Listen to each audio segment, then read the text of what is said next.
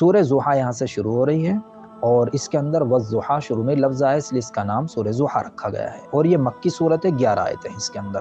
اور اس کے اندر اللہ کے نبی کی ہی بات کو بیان کیا گیا ہے۔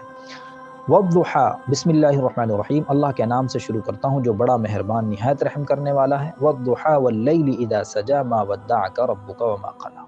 اس آیت کا شان نزول یہ ہے کہ شروع میں وحی کچھ دن کے لیے رک گئی تھی، وحی نہیں آئی، پہلے آئی پھر رک گئی کچھ دن کے لیے۔ تو جو ابو لہب کی بیوی تھی ام جمیل اس کو کہا جاتا تھا، تو اس نے اللہ کے نبی کو طعنہ دیا اور یہ کہا کہ ایسا لگتا ہے محمد تمہارے خدا نے تمہیں چھوڑ دیا ہے۔ تو اس کے بعد پھر یہ آیتیں نازل ہوئیں کہ ایسا نہیں ہے۔ والضحیٰ، قسم ہے چڑھتے دن کی روشنی کی، یعنی چاشت کے وقت کی، جو چاشت کا وقت ہوتا ہے اس میں سورج چڑھتا ہے، روشنی پھیلتی ہے، تو اس کی قسم ہے چڑھتے دن کی روشنی کی۔ واللیل اذا سجا، اور قسم ہے رات کی، اذا سجا جب وہ اندھیرے میں بیٹھ جائے، اس کا دوسرا ترجمہ آسانی کیا گیا، قسم ہے رات کی جب وہ چھا جائے، یعنی اندھیرا بالکل ہو جائے، پورا اندھیرا ہو جائے۔ ما ودعک ربک وما قلی، نہ تو آپ کے رب نے آپ کو چھوڑا ہے، وما قلی، اور نہ ناراض ہوا ہے۔ یہ جو دیکھو یہاں پر ایک قسم کھائی گئی ہے والضحیٰ واللیل اذا سجا، اس میں بھی بڑی ایک نکتہ ہے، اس لیے قسم کھائی اللہ نے کہ جس طرح سے یہ سورج چڑھتا ہے روشنی ہوتی ہے، جس طرح سے رات ہوتی ہے پھر دن ہوتا ہے، اسی طرح سے یہ وحی کا سلسلہ ہے، کبھی بند بھی ہوتا ہے کبھی ہوتا بھی۔ اس کا مطلب یہ تھوڑی آپ کے رب نے آپ کو چھوڑ دیا، ایسا نہیں ہے، اس لیے اللہ تعالیٰ نے قسم کھائی اس پہ اشارہ کرنے کے لیے۔ وَلَلْآخِرَةُ خَيْرٌ لَكَ مِنَ الْأُولَىٰ، آخرت سے مراد وہ آخرت نہیں بلکہ آنے والے حالات، کیونکہ ابتدا میں نازل ہوئی صورت تو ترجمہ یہی کیا گیا ہے، مفسرین نے کیا وَلَلْآخِرَةُ خَيْرٌ لَكَ مِنَ الْأُولَىٰ، اور آپ کے لیے آخرت یعنی آنے والے حالات من الاولیٰ پچھلے والے حالات سے زیادہ بہتر ہوں گے، یعنی آگے جو اب زندگی آنے والی ہے، اسلام پھیلے گا اور آپ کے حالات درست ہو جائیں گے، اس کو بیان کیا۔ وَلَسَوْفَ يُعْطِيكَ رَبُّكَ فَتَرْضَىٰ، یعنی اللہ کے نبی کو تسلی دی گئی ہے کہ تم اس وقت جو تبلیغ کر رہے ہو اس وقت تو کوئی آثار ایسے نظر نہیں آ رہے ہیں، بڑی مشقت بڑی تکلیف میں زندگی گزر رہی، لیکن آنے والے حالات پچھلے والے حالات سے بہت زیادہ بہتر ہوں گے، اور ایسا ہوا۔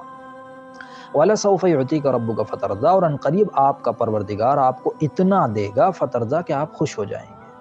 الم یجد کا یتیما فآویٰ، پھر اللہ نے آپ کو احسان یاد دلائے ہیں کہ آپ کیوں ٹینشن لے رہے ہیں، اللہ وہی ہے، کیا اللہ تعالیٰ نے آپ کو یتیم نہیں پایا، فآویٰ، پھر آپ کو ٹھکانہ دیا، کیونکہ آپ کے والد صاحب کا انتقال آپ کی پیدائش سے پہلے ہو چکا تھا اور آپ کی والدہ بھی جلدی ہی چل بسی تھیں، آپ کو ٹھکانہ دیا، یعنی آپ کے دادا عبد المطلب اور آپ کے چچا ابو طالب نے اپنی اولاد سے بھی زیادہ آپ کا خیال رکھا اور پرورش کی، تو اللہ تعالیٰ نے اس کو بیان کیا کہ ہم نے آپ کو یتیم نہیں پایا، پھر ہم نے آپ کو ٹھکانہ دیا۔ وَوَجَدَكَ ضَالًّا فَهَدَىٰ، اور آپ کو اللہ تعالیٰ نے آپ کو ناواقف پایا، یعنی شریعت کے احکام سے ناواقف تھے، فہدا، پھر آپ اللہ تعالیٰ نے راستہ بتایا، راستہ دکھایا۔ اور ایسا بھی ہو سکتا ہے اس آیت سے کہ بعض اوقات اللہ کے نبی کوئی راستہ بھول گئے لیکن اللہ تعالیٰ نے خود ہی ان کو سیدھے راستے پر ڈال دیا، راستہ بھولے لیکن خود ہی سیدھے راستے پر آ گئے، وہ واقعات بھی اس سے مراد ہو سکتے ہیں۔ وَوَجَدَكَ عَائِلًا فَأَغْنَىٰ، اور آپ کو اللہ تعالیٰ نے تنگ دست پایا، پھر آپ کو مالدار کر دیا، اس نے مالدار کیا۔ کیا مطلب؟ یعنی اللہ کے نبی پہلے تنگ دست تھے لیکن جب حضرت خدیجہ کے ساتھ آپ نے تجارت کی تو اس میں بہت اچھا خاصا نفع آپ کو حاصل ہوا، بہت منافع ملا، اور پھر حضرت خدیجہ سے بھی نکاح ہو گیا، نبوت تو بعد میں ملی ہے تو پھر تو مالدار ہو گئے آپ، اس کو بیان کیا۔ فَأَمَّا الْيَتِيمَ فَلَا تَقْهَرْ، یہ سارے احسان گنوائے اللہ تعالیٰ نے اور بتایا ہے کہ دیکھو اب تمہیں یہ کرنا ہے، جب جیسے تمہاری حالت تھی اس کو دماغ میں رکھتے ہوئے اپنے ذہن میں رکھو اور یہ کرنا۔ فَأَمَّا الْيَتِيمَ فَلَا تَقْهَرْ، اب یتیم کو آپ کو جھڑکنا نہیں ہے، سختی نہیں کرنی، یتیم کے ساتھ سختی نہیں کرنی ہے آپ کو۔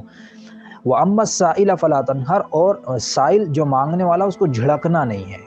یہ اس طرح اللہ تعالیٰ نے یاد دلایا۔ اور آگے یہ جو انعامات اللہ نے کیے، وَأَمَّا بِنِعْمَةِ رَبِّكَ فَحَدِّثْ، اور اپنے رب کی نعمتوں کو بیان کرتے رہنا ہے۔